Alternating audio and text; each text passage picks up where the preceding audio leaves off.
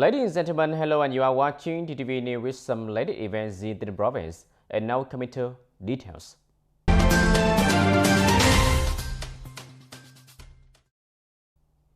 Ladies and gentlemen, on May 5th, the Economic and Budget Board of the Provincial People Council held a meeting to verify the content submitted to the third meeting of the Provincial People Council for the term of 2021-2026, chaired by Ms. Nguyễn Thị Mai, head up the organizing department of the Provincial Party Committee, head up the Economic and Budget Board. Mr. Nguyễn Tấn Tài, Director of the Department of Transport, presented a report on the issuance of a resolution regulating policies to support interest rates on loans for investment in public passenger transport by bus in Tay Ninh province. The aim as building the documents is to improve the quality of bus services, encourage the development of bus transport, and overcome the revenue of some lines not being able to afford expenses. If meeting the conditions for implementing the public transport vehicle investment project by bus, the investors will be entitled to support such as interest rate support limit according to the loan contract value at credit institutions. The interest rate support level for bus routes in operation is 70%. For bus routes outside the operating list announced by the Computing Authority to support 100% of the loan interest rate. The interest rate support period is according to the practical loan period of each loan but must not exceed 5 years. The starting time of the loan interest rate support is calculated from the date the project owner puts the vehicles into operation on the bus route. After reviewing and verifying, delegates basically agree with the content of the report and also commented on some details for the unit to submit and complete the document. Ms. Nguyễn Thị Mai suggested that the Provincial People's Committee should survey, explain and report clearly some projects to the People's Council. Projects are clear and convincing are agreed to be submitted to the meeting. Meanwhile, the projects that are still unclear, the People's Council will re-examine and request the Provincial People's Committee to submit it again at the following meetings. Also, the meeting to verify the content submitted to the third meeting of the Provincial People Council for the term of 2021-2026. Dr. Đỗ Hồng Sơn, Deputy Director in charge of the Department of Health, presented a proposal to approve a one-time support resolution for forces participating in the COVID-19 prevention and control in the province.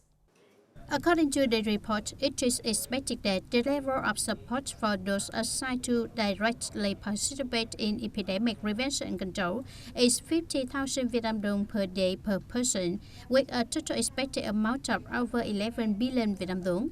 Expected spending for people indirectly participating in epidemic prevention and control is 30,000 Vietnam dong per day per person, with the total expected amount of over 21.6 billion Vietnam dong. People infected with SARS-CoV-2 while performing the task of preventing and controlling the COVID-19 epidemic are expected to receive support of 2 million Vietnam dong per person, with the total expected amount of nearly 1.4 billion Vietnam dong, funding from the provincial budget. The participants basically agree with the content of the report and also commented on a number of legal routes to perfect the resolution.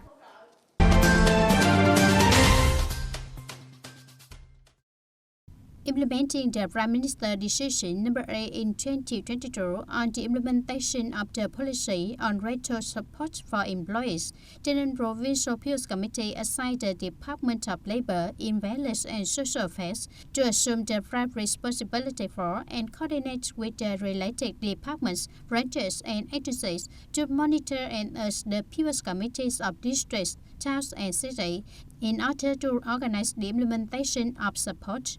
Specifically, for employees working in an enterprise, they send a dossier of requests for support according to the provisions of Article 6 of the Prime Minister's Decision No. 8, 2022, and the enterprise compiles a public list at the workplace for at least 3 working days, then send the list to the Social Insurance Agency, where the enterprise deducts social insurance contributions for confirmation. After being confirmed, the enterprise will send the application to the People's Committee of the district level where the enterprise is located within 2 working days from the date of receiving the complete dossier. The district level People's Committee and related units shall organize the appraisal of the dossier and submit it to the provincial level People's Committee. Provincial People's Committee shall issue decisions approving the list and funding for support, at the same time directing the implementation of support payments. In case of disapproval, the Provincial People's Committee will issue a written notice clearly stating the reason. For workers returning to the labor market, they send the dossier for support according to the provisions of Article 6 of the Prime Minister Decision No. 8, 2022 to the employer. Next, the following procedures are carried out similarly to businesses. The Provincial People's Committee also requires departments, branches, People's Committees of districts, towns, and cities to be responsible for organizing the timely implementation of support policies according to their assigned tasks, ensuring publicity, transparency, and compliance with regulations. If the employees are eligible, they will receive support from 500,000 to 1 million Vietnam dong per month, up to 3 months according to Decision No. 8, 2022 of the Prime Minister. The policy implementation is running from April 1, 2022 to the end of August 15, 2022. Ladies and gentlemen, after more than 10 years of implementing planning, attracting investment, Moc Bai border gate economic zones has made strong changes in socio-economic aspects. Urban phase technical infrastructure system toward modern and efficient manner. Up to now, in the situation of many new factors and motivation, some old elements of the previous planning are no longer suitable, posing a requirement to adjust the general planning of Moc Bai border gate economic zones. Over the past 10 years, Moc Bai border gate economic zone has developed according to the outline orientation, effectively serving economic and cultural exchange activities and political diplomatic relations between Vietnam and other countries in Asian bloc, especially neighboring Cambodia. Its development is contributing to building Tay Ninh into a modern industrial and service province with an international trade and tourism center with serious and modern socio-economic, urban technical infrastructure. Under the direction of the Provincial Party Committee and Provincial People's Committee, the Management Board of the Provincial Economic Zone has prepared a report to review the development status of Moc Bai border gate economic zone in the past time and orient the adjustment of the planning in the coming time, proceeding to adjust the general planning of Moc Bai border gate economic zone until 2040.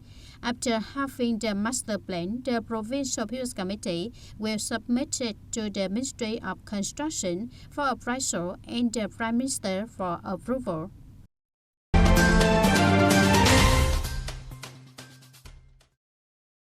In the morning of May 5th, the Agriculture and Rural Development Trade Union cooperated with the professional sector to organize the launch of workmen and achievement on occupational safety and health in 2022, and sets goals toward taking care of and protecting the legitimate interests of union members and employees, in which it focuses on propaganda to raise awareness in the trade union system, thoroughly grasping and implementing specifically in accordance with the situation of the industry and business units, the workmen activities, deploying to achieve the program target 1 million initiatives, efforts to overcome difficulties, creativity, determination to win the COVID-19 pandemic, organizing meetings and dialogues between heads of agencies and enterprises with trade union officials, workers, and employees, as well as many other activities.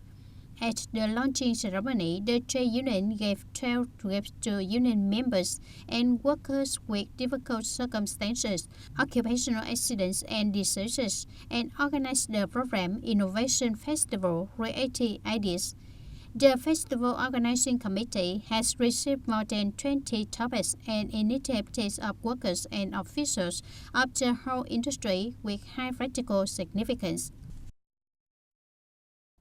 Ladies and gentlemen, determining the important role of credit capital sources in rural development in the last year, the Provincial Bank for Social Policy has coordinated with local authorities, associations and mass organizations to work together to propagandize on the policy of borrowing residential credit for investment and development of production and business of the people with the new rural construction program. From the source of residential loans, poor households and policy beneficiaries have had the opportunity to invest in rural development, increase family income, readily escape from poverty and become rich, thereby making an important contribution to in the process of building new countryside in the locality. Living in TayNinhTV hamlet, Jala Kamil Châu district, implemented a model of rising goals for commercial production.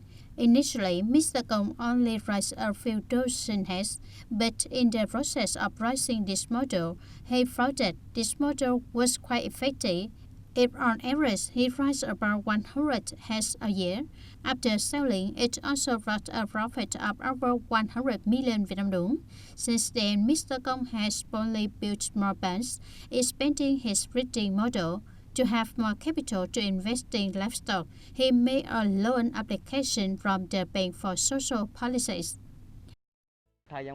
Over the last time, I also borrowed capital from the Bank for Social Policies to invest in more brands with a capital of 60 million Vietnam dong, thanks to the low interest. So investment in animal husbandry is more efficient. I hope that in the coming time, I will be able to access more capital from the bank and expand the animal husbandry model. Over the years, the Bank for Social Policies, as a member of steering committee of the National Target Program on building new rural areas of the province, has coordinated with other departments, branches, and mass organizations in the implementation of policies on credit for poor households and other policy beneficiaries.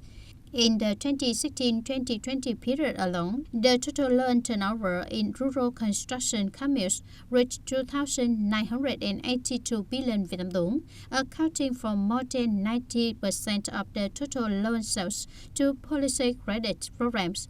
More than 143,800 tons of poor households and other policy beneficiaries received loans from the Bank for Social Policies. Credit capital for social policies has contributed to the implementation of the criteria in the set of criteria for new rural construction. In the first 3 months of 2022, firstly, in terms of credit growth, the Central Bank for Social Policies allowed to grow 2%. Besides the intrusted capital from the Bank for Social Policies, the District People's Committee also added 300 million Vietnam dong, as well as the entrusted province job creation source of 3.2 billion Vietnam dong. Up to this point, it has been fully allocated to the communes and disbursement rate reached 100% of the planned target. Currently, according to the 11th resolution, the District People's Committee also has a document requesting associations, mass organizations, as well as the People's Committees of communes to identify the subjects so that in the coming time it will increase the loan source for job creation, especially the subjects affected by the COVID-19 epidemic. Policy credit activities of the Bank for Social Policies in Tay Ninh province have made an important contribution to the effective implementation of the National Target Program on Sustainable Poverty Reduction, new rural construction in the province, and at the same time contributed to actively in the work of ensuring social security in the locality, contribute to repelling and preventing the negative impact of lack credit on the lives of poor households, near poor households, households newly escaping from poverty, and other policy beneficiaries in rural, remote, and border areas. Rural policy credit programs beneficiaries have capital to promptly invest in production development, create livelihoods, create jobs, and cover expenses to meet essential needs of life. Ladies and gentlemen, that's all for today TTV News. Thank you for watching and see you next time.